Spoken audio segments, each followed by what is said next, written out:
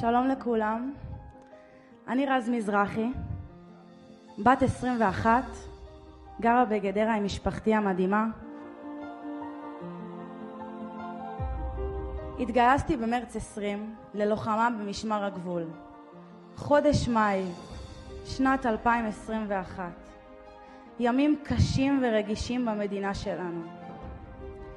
במהלך מבצע שומר חומות.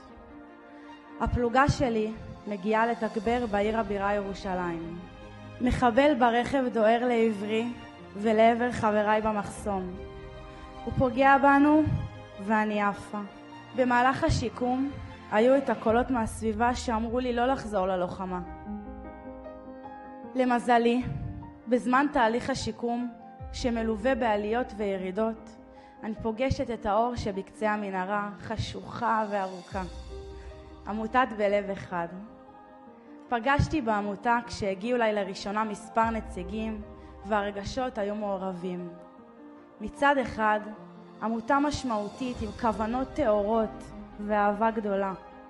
אבל מצד שני, היה בי פחד וחשש גדול להיות מוגדרת כחיילת פצועה. בזכותם לא היה לי זמן למלא את המחשבות שלי בחרדות, בפחד, בפלשבקים של אותו הפיגוע. הם נתנו לי מחשב נייד שבאמצעותו לקחתי את אותן המחשבות וניתבתי אותם לדברים אחרים, כמו ללמוד שפות חדשות.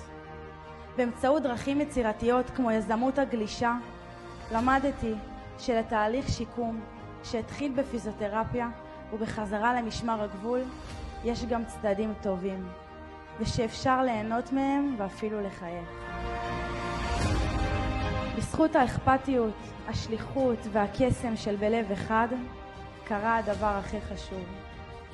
התחושה שהיחלתי לה חודשים רבים שהרגישו כמו נצח. תחושה שבחיים לא חשבתי שאצליח להרגיש שוב, חזרה. סוף סוף, בזכות בלב אחד, הרגשתי רגילה כמו כולם, כמו רז של פעם.